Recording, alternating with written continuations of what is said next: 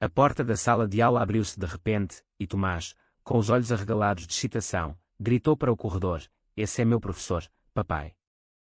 Miguel virou-se lentamente, o coração batendo descompassado ao reconhecer a voz do filho. Ali, de pé à entrada da turma do 4º ano, estava João Ferreira, o homem que ele amara com toda a intensidade da juventude há 12 anos, o mesmo que desaparecera da sua vida sem uma explicação, deixando apenas vazio e arrependimento. O tempo não tinha apagado a intensidade daqueles olhos verdes, nem o sorriso que agora se congelava em puro choque. João deixou cair a pasta com os materiais escolares. O estrondo ecoou na sala silenciosa enquanto as crianças observavam, curiosas. Miguel sentiu o chão sumir debaixo dos pés.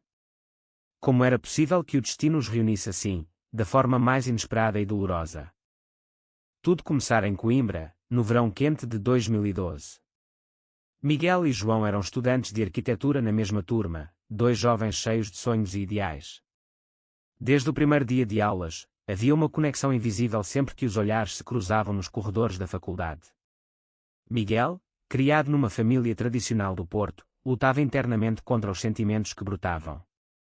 João, mais aberto e assumido, vindo de uma vila pacata no Alentejo, não escondia a atração mútua. Passavam horas na biblioteca universitária discutindo projetos e esboços, mas as conversas rapidamente se tornavam pessoais.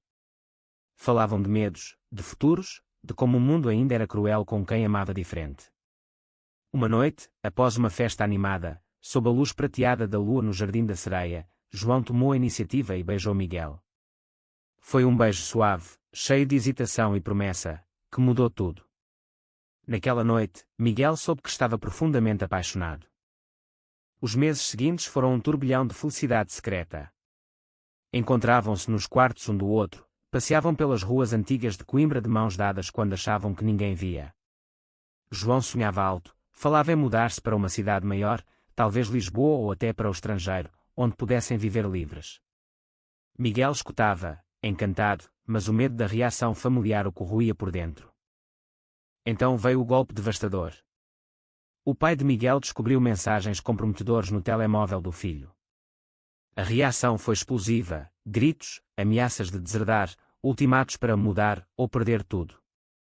Miguel, jovem e aterrorizado, cedeu à pressão. Numa carta covarde, terminou o relacionamento sem dar explicações reais, bloqueou João em todas as redes e mudou-se para Lisboa no dia seguinte, cortando todos os laços. João ficou destruído. Tentou contactar desesperadamente, mas não obteve resposta. Meses depois, Miguel, numa tentativa desesperada de provar a si mesmo e à família que era normal, aceitou casar-se com Ana, uma amiga de infância que sabia da sua orientação e concordou com um casamento de conveniência. Tomás nasceu dessa união breve, e quando o menino tinha apenas 2 anos, o casamento acabou amigavelmente. Miguel ficou com a guarda, criou o filho sozinho em Lisboa e, aos poucos, assumiu-se como gay para o mundo. João, por sua vez, mudou-se também para a capital, concluiu uma formação em educação e tornou-se professor do ensino básico, canalizando o amor não realizado em cuidar de crianças. Nunca mais se envolveu profundamente com ninguém. Agora, 12 anos depois, o destino pregava a peça mais cruel. O professor adorado por Tomás era o grande amor perdido de Miguel. João recompôs-se primeiro, ajoelhando-se para recolher os papéis espalhados, a voz tremendo ligeiramente: "Boa tarde, senhor." Miguel Oliveira respondeu, a garganta seca: "Pai do Tomás." As crianças voltaram ao seu bulício habitual, mas entre os dois adultos pairava um silêncio carregado de memórias. Tomás puxava a mão do pai, orgulhoso: "O professor João é o máximo. Ele conta as melhores histórias." Miguel forçou um sorriso tenso. "Tenho a certeza que sim, filho." O sinal tocou, anunciando o fim da reunião de pais. Miguel precisava sair dali urgentemente. "Vamos embora, Tomás." Mas o menino protestou: "Quero mostrar ao professor o meu desenho novo." João ergueu os olhos, e por um instante, Miguel viu neles a dor antiga misturada com confusão e talvez uma centelha de saudade. "Pode ser noutro dia", disse Miguel, quase fugindo pelo corredor. Na rua ensolarada de Lisboa, com o aroma do mar próximo, Miguel sentiu as pernas fracas. Como iria lidar com aquilo? Ver João regularmente nas reuniões escolares, nos eventos. E Tomás idolatrava o professor. Como explicar ao filho que aquele homem fora o centro do seu mundo um dia? Enquanto isso, João permaneceu na sala vazia, o coração acelerado. Miguel. O Miguel que o abandonara sem piedade. E agora era pai de um dos seus alunos preferidos, Tomás, o menino sensível e talentoso que tanto lhe recordava o Miguel da juventude. A vida dava voltas imprevisíveis, e esta parecia a mais dolorosa de todas. Os dias seguintes transformaram-se num verdadeiro tormento para ambos. Miguel evitava qualquer contacto visual nas entradas e saídas da escola. Deixava Tomás à porta e partia rapidamente, o coração apertado. Mas o filho não parava de falar do professor. Hoje o professor João leu uma história sobre dois amigos que se salvavam um ao outro, ou ele disse que o meu castelo desenhado era o mais criativo da turma. Cada menção era como uma punhalada. Miguel sorria forçado e desviava o assunto, mas à noite, sozinho, as memórias invadiam-no. João, na sala de aula, tentava tratar Tomás como qualquer outro aluno, mas notava as semelhanças físicas, os olhos castanhos profundos, o sorriso tímido. Perguntava-se sobre a vida de Miguel, se era feliz, se tinha assumido a orientação, se o casamento fora real. Uma semana depois, o inevitável aconteceu. Chovia a cântaros em Lisboa, e Miguel atrasou-se para buscar o filho. A escola estava quase deserta. João esperava com as últimas crianças.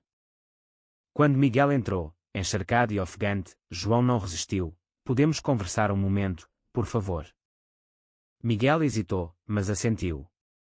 Dirigiram-se à sala de professores vazia. O silêncio inicial foi opressivo. Por quê? Perguntou João por fim, a voz baixa mas firme. 12 anos sem uma única palavra. Simplesmente desapareceste. Miguel baixou o olhar, a culpa pesando. Tive medo. O meu pai descobriu tudo.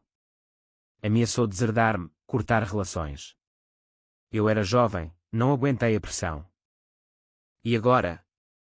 Tens um filho lindo. Casaste-te com uma mulher. Foi complicado. Ana era uma amiga que sabia de tudo. Casámos para calar a família, mas durou pouco. Criei o Tomás sozinho. Sou gay, João. Sempre fui. Só contigo foi verdadeiro. João sentiu as lágrimas ameaçarem subir. Doeu tanto. Pensei que tinhas usado-me, que não era nada para ti. Nunca. Amava-te profundamente. Ainda. Não sei o que sinto agora. A conversa foi interrompida por Tomás, que entrou correndo. Papai, vamos para casa. Naquela noite, Miguel não pregou o olho. Contou parte da história a Ana, que permanecia uma amiga próxima. Acho que lhe devo desculpas mais profundas. Deves-lhe a verdade completa, aconselhou ela. João, no seu apartamento pequeno no bairro Alto com vista para o Tejo, revivia cada momento. Tentara enterrar aquelas memórias, mas agora voltavam com força. Decidiu manter distância emocional. Mas o destino parecia conspirar contra. A tensão cresceu quando a escola organizou uma visita educativa ao Oceanário de Lisboa. João coordenava a turma, e Miguel inscreveu-se como pai voluntário. O dia estava perfeito, sol brilhante, crianças animadas. Tomás andava feliz, de mãos dadas com o pai e o professor. Miguel e João trocavam olhares discretos. Durante a pausa para almoço, sentaram-se um pouco à parte. Quero pedir-te desculpas sinceras, disse Miguel. Fui um covarde. Arruinei o que tínhamos. João suspirou profundamente. Doía muito, mas hoje entendo melhor. A pressão familiar. Eu também senti na minha terra natal. Começaram a abrir-se mais. João contou como escolhera ser professor para ajudar crianças sensíveis, diferentes. Miguel falou da luta para ser pai solo gay, dos julgamentos silenciosos. A proximidade renascia. No autocarro de regresso, Tomás adormeceu no colo do pai, e João sentou-se ao lado. Ele é incrível, murmurou João. Tem tanto de ti. E a sensibilidade que tu tinhas, respondeu Miguel, o coração disparado pela proximidade. Ao fim do dia, trocaram números para assuntos escolares. As mensagens começaram inocentes, fotos de trabalhos, dúvidas sobre o dia a dia. Depois tornaram-se pessoais. lembras aquela pastelaria em Coimbra? Como poderia esquecer? Uma noite, João convidou Miguel para um café, para falar do Tomás. Encontraram-se num café acolhedor no Chiado, com a cidade iluminada ao fundo. A conversa fluiu naturalmente, como se o tempo não tivesse passado. Riram de memórias antigas, choraram pelas perdidas. Ao despedir-se, João tocou levemente no braço de Miguel. A faísca estava lá, viva. Mas o conflito familiar surgiu. A mãe de Miguel, ainda presa a ideias antigas, soube do antigo amigo através de comentários e ligou furiosa: "Não quero esse homem perto do meu neto." Miguel defendeu João com firmeza pela primeira vez. Ele é um ótimo professor, e o Tomás adora-o. A discussão foi acalorada, mas Miguel não cedeu. A tensão explodiu quando a avó de Tomás foi buscá-lo à escola e confrontou João diretamente. "Sei perfeitamente quem o senhor é", disse ela com frieza. "Mantenha-se longe do meu neto e do meu filho." João ficou paralisado. Tomás observava, confuso. Miguel soube e correu à escola. Encontrou João abalado. "Lamento muito. A minha mãe é de outra geração. Não pensa como eu." João deixou cair as lágrimas. Pensava que tínhamos evoluído. Mas o preconceito ainda magoa tanto. Miguel abraçou-o impulsivamente. Ficaram assim, reconfortando-se. Tomás entrou e viu: "Por que o professor está triste?" Miguel explicou simplesmente: "Às vezes os adultos têm dores antigas. Mas vamos resolver juntos." Naquela noite, Miguel enfrentou a mãe: "Se não aceitares o João, perdes o contacto com o Tomás." Foi duro, mas a mãe começou a refletir. A relação entre Miguel e João aprofundava-se. Passeavam com Tomás pelo Parque das Nações, iam ao cinema. Tomás perguntou: "O professor João pode vir jantar?" Miguel e João trocaram olhares. "Pode." O jantar foi mágico. João cozinhou, riram muito. Tomás adormeceu entre eles. Ao deitá-lo, na cozinha, Miguel sussurrou: "Quero tentar novamente. Se me perdoares." João olhou nos olhos: "Quero." Mas devagar, pelo Tomás. O primeiro beijo após tantos anos foi cheio de emoção. Mas rumores surgiram. Um colega invejoso espalhou que havia relação imprópria. A direção chamou João para esclarecimentos. Os rumores espalharam-se. Pais mais conservadores reclamaram. João foi suspenso temporariamente. "Posso perder o emprego por preconceito disfarçado", desabafou João, destruído. Miguel apoiou, prepararam defesa, tudo era inocente. Tomás perguntou: "Vão tirar o meu professor?" Miguel explicou sobre a injustiça. Outros pais apoiaram João com uma petição. A investigação concluiu nada de errado.